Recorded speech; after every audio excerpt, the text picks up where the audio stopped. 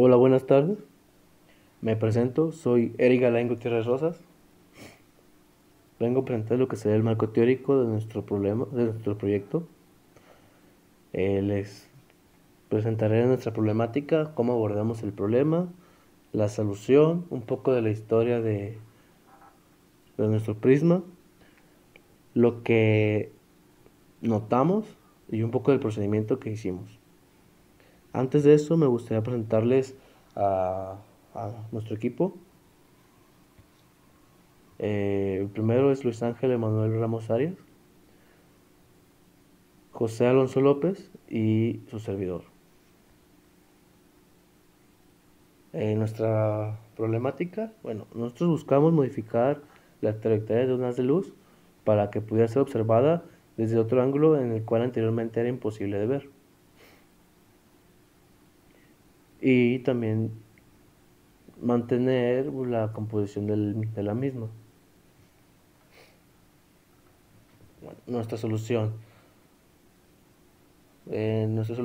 pues, se buscó de manera práctica y teórica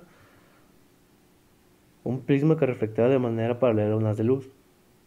Como esto de manera práctica es imposible de hacer con un solo lado reflectante, optamos en hacer un haz de luz que pasara por dos refracciones, cada una perpendicular a la otra, obteniendo así un prisma de porro. Bueno, conocido como prisma de porro. Investigando un poco, nos dimos cuenta que el prisma que nos estábamos desarrollando ya existía, el cual se llamaba prisma de porro. Un poco de historia de este prisma es que fue inventado por Pablo Ignacio Prieto Porro en 1854 con el mismo nombre.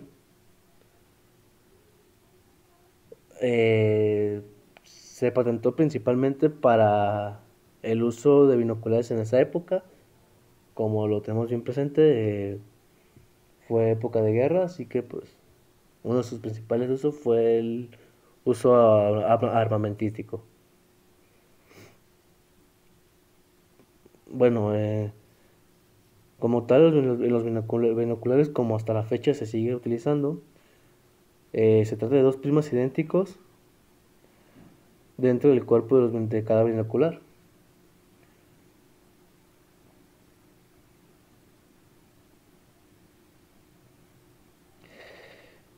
Como los espejos de cada prisma refleja e invierte la luz fuera de sus lados elevados, un prisma revierte la imagen de izquierda a derecha y el otro invierte la imagen de arriba a abajo. En pocas palabras, te acomodan la imagen. Bueno, el procedimiento que nosotros utilizamos fue utilizando una parte analítica del problema y aprovechando los recursos que teníamos a nuestra disposición. Optamos por ejemplificar de manera visual, o sea, en software, nuestro propio prisma. El software que utilizamos fue MATLAB, ya que teníamos información sobre el prisma en el software de MATLAB y algunos ejemplos que nuestro profesor nos había otorgado. Investigando no pudimos notar que siempre el prisma de porro era muy mencionado al lado del prisma de techo. Y como se veían muy parecidos, nos dimos la tarea de investigar lo que es el prisma de techo. Investigando nos dimos cuenta un poco de las diferencias que tenía. Y la primera que pudimos notar fue que el prisma de techo es que desvía un haz de luz de manera perpendicular. En pocas palabras, es solo la mitad del trabajo que hace el prisma de porro. O visto de manera simplista, es como colocar un espejo a 45 grados a la normal de la luz. Eh, bueno, con esta información y viendo que el prisma de techo se usaba para los periscopios, ponernos un poco curiosos y con tiempo, optamos por hacer nuestro propio periscopio con lo que sería el prisma de porro. Bueno, fue un periscopio de manera muy sencilla. Utilizamos dos prismas de techo, utilizamos dos prismas de porro, acomodadas de manera en que pudiéramos ver el objeto a una distancia. Sinceramente no es la mejor manera de hacer un periscopio. La mejor manera siempre va a ser con el prisma de techo, pero nos dimos cuenta que se podía hacer. Esto era la parte que nos había interesado a nosotros.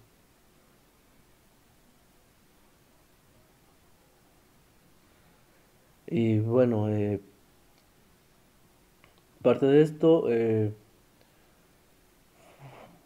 una de las partes más interesantes de todo esto fue el entender el funcionamiento de ciertos prismas y cómo se relaciona el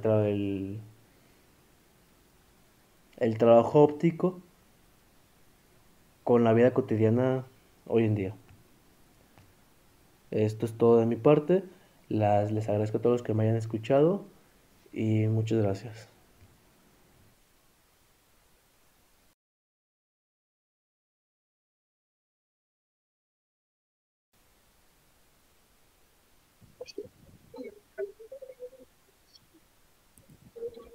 Hola, buenas tardes. Mi nombre es José Alonso y les voy a explicar más o menos cómo obtuvimos el modelo matemático y de lo que viene siendo la simulación que vamos a presentar, que esta consta de unos binoculares compuestos por dos prismas de porro y una lente convexa.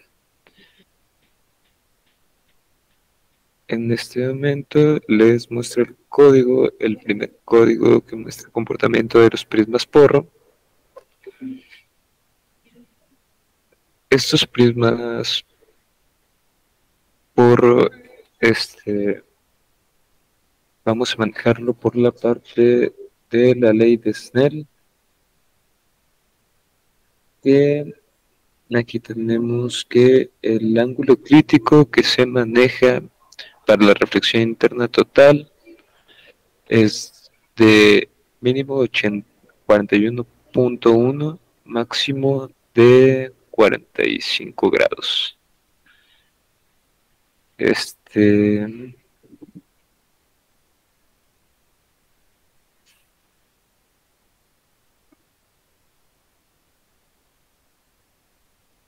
Cuando un rayo de luz entra por un externo de una varilla transparente y se refleja por completo, si el índice de reflexión de la varilla es menor que el material que circundante a la luz, queda atrapada dentro de la varilla. Eso es lo que no buscamos. La luz se refleja totalmente, en el caso con los prismas, porra, la luz se refleja totalmente si incide en la superficie de vidrio aire, con un ángulo de, como ya había comentado, 41.1 grados o mayor, que sería el límite de 45 grados como máximo. Es posible utilizar prismas con ángulos de 45, menos 45 y 90 grados. Aquí les muestro un poco lo del programa que metimos como un índice de reflexión de 1.5. El ángulo de prismas metimos 45 y utilizamos la ley de Snell para obtener los datos de lo que viene siendo la refracción completa de el rayo de luz, que es de 28.1252 aproximadamente.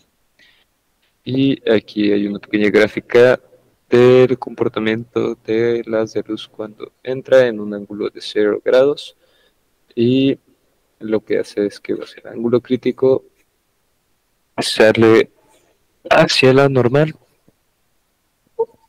Este es el comportamiento de un prisma porro con solamente una fuente puntual. Ya profundizando un poquito más en el código, Aquí tenemos la aplicación de la ley de Snell, que es el ángulo del prisma sobre el índice de refracción y sale del ángulo de refracción. Y aquí tenemos lo que viene siendo ya la impresión o el plot de la representación del prisma porro y su comportamiento ya en un modelo matemático.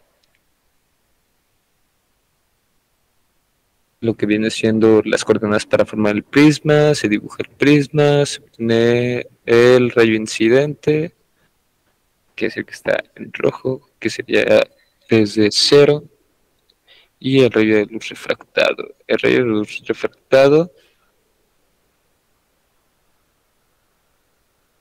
es base al ángulo de refracción por el rayo refractado. Y eso sería todo lo que viene siendo el comportamiento del prisma de porro. Ahora vamos a la segunda parte de nuestro sistema óptico, que es una lente convergente. Esta lente lo que va a hacer es el aumento de la imagen.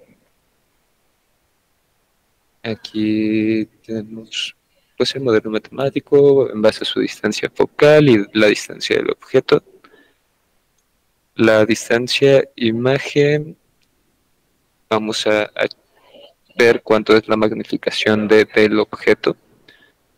La distancia imagen, que es 1 entre la distancia focal menos 1 entre la distancia objeto. Y la magnificación es menos distancia objeto sobre, no, menos distancia imagen sobre distancia objeto. También les vamos a mostrar una pequeña gráfica de cómo se supone que vienen formados los elementos. Que tenemos de un lado lo que viene siendo la lente, del otro lado lo que viene siendo el objeto y la magnificación del objeto. La magnificación del objeto es el doble del tamaño del objeto, lo que nosotros vamos a observar. Y aquí en esta pequeña parte podemos ver lo de la gráfica. Tenemos ya composiciones, alturas y pues, lo que viene siendo la representación de cada uno de los elementos que les dije, que es distancia objeto, distancia imagen y la lente. Lo que viene siendo la lente es el que está en color azul, lo que viene siendo el objeto es el que está en color rojo y lo que viene siendo la imagen es en color verde. Como pueden observarlo, esta parte de la gráfica muestra que el objeto es la mitad de la imagen o viceversa. Que nosotros tenemos la imagen con una ampliación del doble del objeto. Aquí tenemos los datos también, teniendo en cuenta que la distancia objeto es de 50 y la distancia focal es de 100.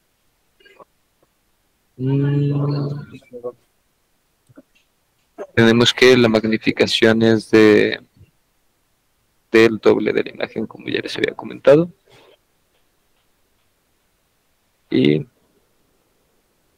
creo que es todo lo importante dentro del modelo matemático que utilizamos para la simulación de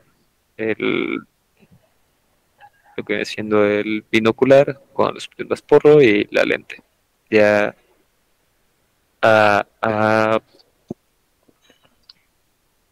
¿cómo se podría decir? El método y el resultado se les va a enseñar mi compañero Emanuel. Él les va a explicar esa parte y muchas gracias por su atención.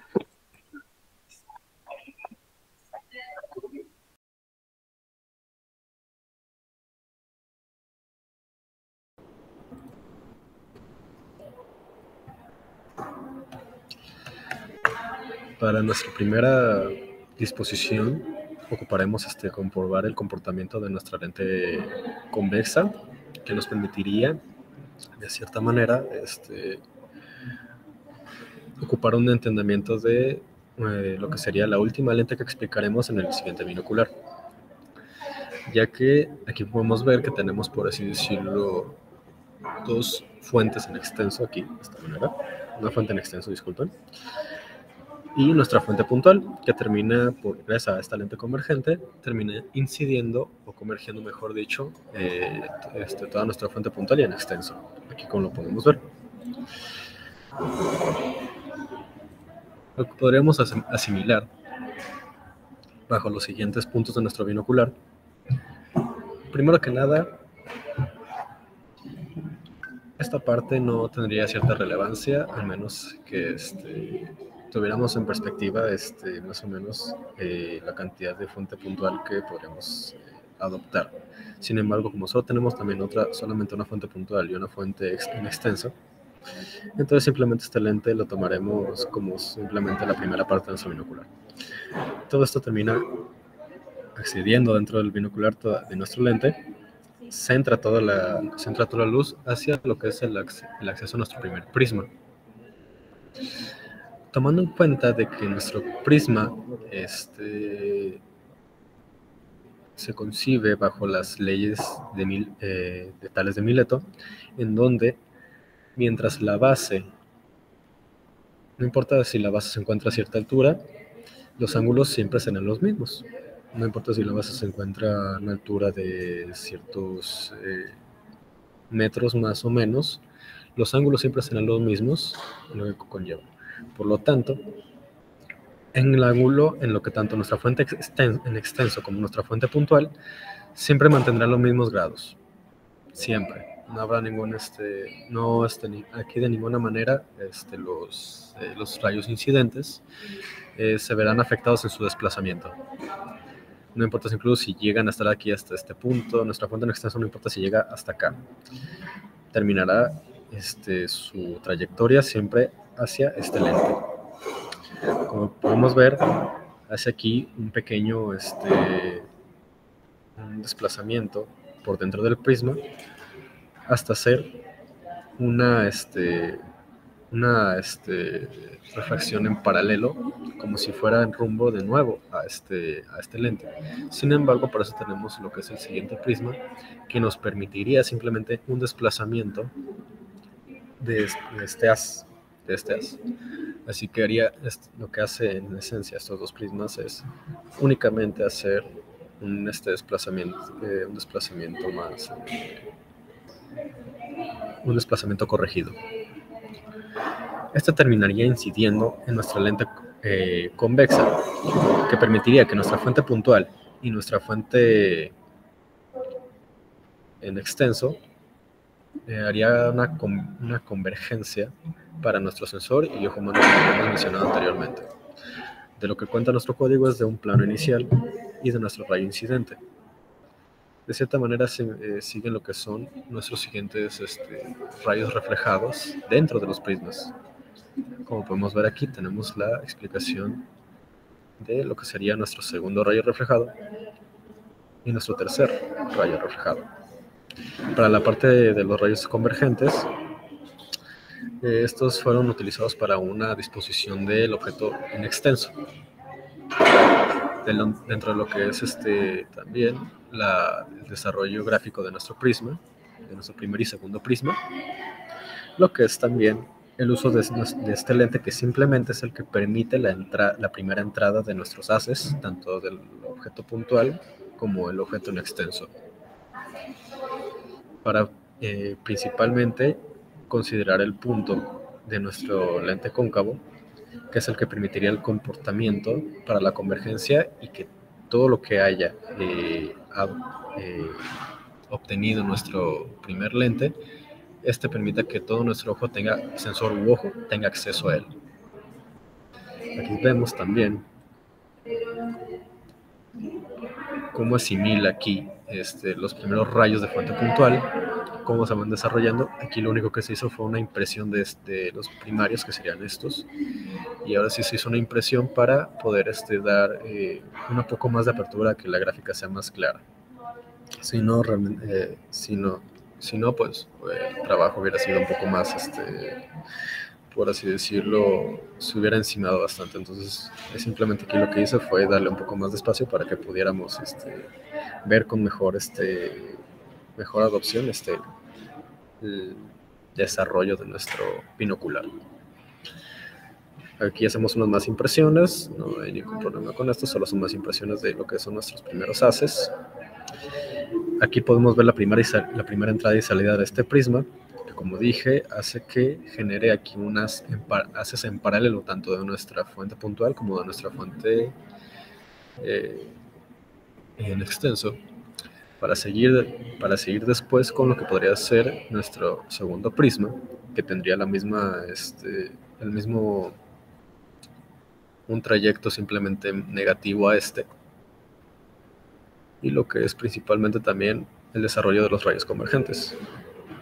Uno que iría directamente, que seguiría la fuente puntual de forma infinita, mientras que los extensos cambiarían su dirección para principalmente las respectivas normales de cada uno de estos, de cada haz, en el cual, como había mencionado, todos estos tienen el mismo ángulo de